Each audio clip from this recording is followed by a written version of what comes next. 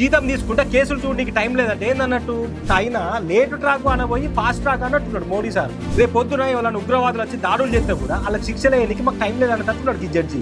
మీకు ఆ cockroach Janata party మీద కోపం ఉంటే మీరు పర్సనల్గా చూసుకోర్రి. దండోరా మాట సూటిగా, సెటైర్ గట్టిగా.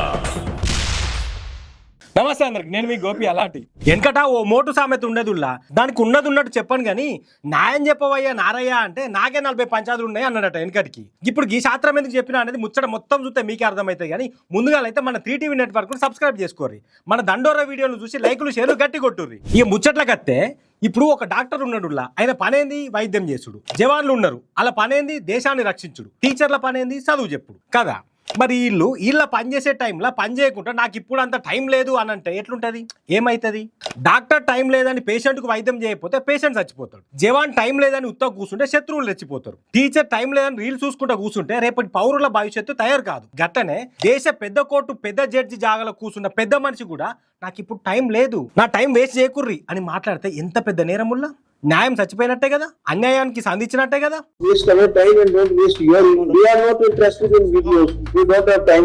విన్నారు కదా ఇండియా సుప్రీంకోర్టు ప్రధాన న్యాయమూర్తి సూర్యకాంత్ మాట్లాడిన మాటలు. ఢిల్లీలో పోలీసు వాళ్ళు పోలగాళ్లను రక్తాలతో లాఠీలతోటి కొట్టిర్రు, టియర్ గ్యాస్ ఇడ్సిర్రు, మొత్తం ఆగమాగం చేసిర్రు అని లాయర్లు అంటే గా ముచ్చట తీసి మా టైం వేస్ట్ చేయకుర్రి అని అన్నాడు. అరే సరే తీ, ఆ వీడియోలను ఓ పని చూడురయ్యా అంటే హేపో నాకు అది టైం లేదు అని గదిరిచ్చిండు వాళ్ళను. ఇక మరి దీన్ని ఏమనాలే?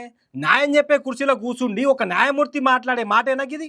టైం లేకపోవడేంది? ఆయన కూర్చున్నదే మంచి షెడ్యూల్ చూసి తీర్పులు చెప్పని కాయే. మరి ఇంకేం పని ఉండదానికి టైం లేదంటున్నాడు ఈయన. అంటే నేను పెద్ద జడ్జిని కదా, నేనేం మాట్లాడినా నేనేం చేసినా నన్ను అనేటోళ్ళు ఇవ్వలేరు అని ఆయన కథ. లేకపోతే ఏ పిల్లగాలే కదా వాళ్ళతోటి అవ్వాలి. రాజకీయ లీడర్లో బిజినెస్ మ్యాన్ లో అయితే ఏమైనా ఉంటది కదా అన్న ఏమనుకుంటున్నా మరి ఈయన. అసలు టైం లేదు అని చెప్పడానికి నోరెట్లా వచ్చింది నాకు? మరి గంతగానం టైం లేకపోతే ఇక కుర్చీలకి దీగిపోవాలి. జీతం తీసుకుంటే కేసులు చూడడానికి టైం లేదంటే ఏందన్నట్టు?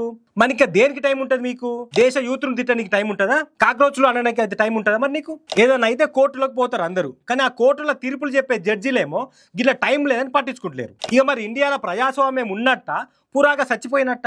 రేపు పొద్దున ఎవరైనా ఉగ్రవాదులు వచ్చి దాడులు చేస్తే కూడా వాళ్ళకి శిక్షలు వేయడానికి మాకు టైం లేదన్నట్టున్నాడు ఈ జడ్జి. ఇప్పటికే పోలీస్ స్టేషన్లు కోర్టులు అంటే జనాల్లో అల్క తక్కువైంది, నమ్మకం లేకుండా అయింది. ఇంకా మీరు గిసొంటి మాటలతోటి పురాగా భ్రష్టు పట్టేయకుర్రి. మీకు ఆ కాక్రోచ్ జనతా పార్టీ మీద కోపం ఉంటే మీరు పర్సనల్ గా చూసుకోర్రి. ఇంకా కుర్చీలో కూర్చున్నప్పుడు కాదు గిసొంటి కథలు అని గట్టిగానే తలవాలబోతున్నారు చాలా మంది ఇండియా పబ్లిక్. పెద్ద మనిషి దానం చేయాలంటే పెద్దగా సరిపోదు, పెద్ద మనసు ఉండాలి. కానీ ఈ పేపర్ లీకుల గురించి ఓ పెద్ద సొల్యూషన్ కనుకొని ఉండాలి మన ప్రధాని మోడీ సార్. ఫాస్ట్ ట్రాక్ కోర్టులు పెట్టి లీకులు చేసిన వాళ్ళకు జల్దీన శిక్షలు వేపిస్తారట.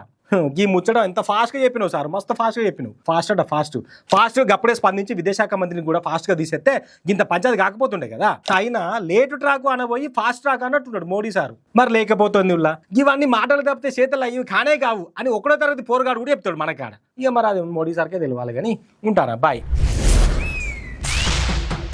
దండోరా మాట సూటిగా, సెటైర్ గట్టిగా.